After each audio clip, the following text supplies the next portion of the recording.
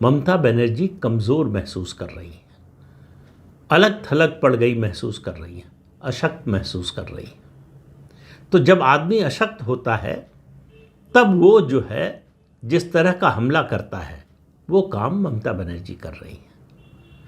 मैंने पहले भी कहा था कि आज तक किसी मुख्यमंत्री ने या किसी भी संवैधानिक पद पर बैठे हुए व्यक्ति ने किसी भी सुरक्षा बल पर इस तरह का आरोप नहीं लगाया जैसा ममता बनर्जी ने लगाया।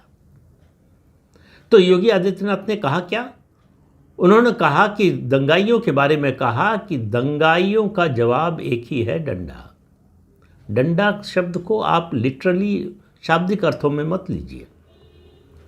डंडा एक मेटाफर है, एक मुहावरा है, यानी कानून की ताकत, यानी जो कानूनी ढंग से शासन चलाया जाता है उसकी ताकत। स्टेट की पावर यानी राज्य की शक्ति बहुत होती है, और ख़ास तौर से अगर राज्य की शक्ति को चुनौती कोई दे रहा हो, कानून तोड़ रहा हो, तो उसके खिलाफ सिर्फ राज्य की शक्ति ही खड़ी हो सकती है, जब तक कि कोई बड़ी क्रांति ना हो जाए, जनता सड़क पर उतर आए, क्रांति करे, वो अलग बात है। तो उत्तर प्रदेश के मुख्यमंत्री कह रहे हैं कि कानून का राज होगा तो दंगाइयों की हिम्मत नहीं होगी, और उन्होंने साफ साफ कहा कि लातों के भूत बातों से कहाँ मानने वाले हैं। लेकिन इन बातों से ज़्यादा जो बुरा लगा ममता बनर्जी को, जिससे वो बिलबिला गई, वो ये कि बंगाल जल रहा है और पश्चिम बंगाल की मुख्यमंत्री ममता बनर्जी चुप है। वैसे आप देखिए, चुप जो है पूरा विपक्ष है।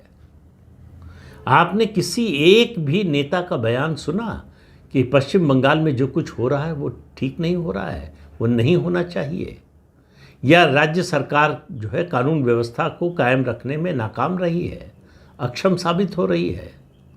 किसी की ओर से कोई टिप्पणी नहीं आई। सुप्रीम कोर्ट ने भी एक टिप्पणी करके कि जो कुछ हो रहा है, हिंसा जो हो रही है वो ठीक नहीं है, चिंताजनक है, बात खत्म कर दी। सुप्रीम कोर्ट ने कोई अंतरिम आदेश नहीं दिया, इस पर कोई डायरेक्टिव नहीं दिया स्टेट गवर्नमेंट को।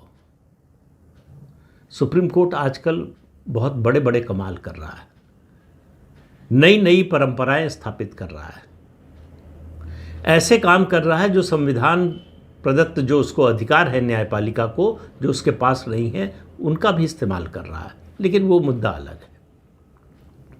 आज बात है कि योगी जी ने जो कुछ कहा वो क्यों कहा।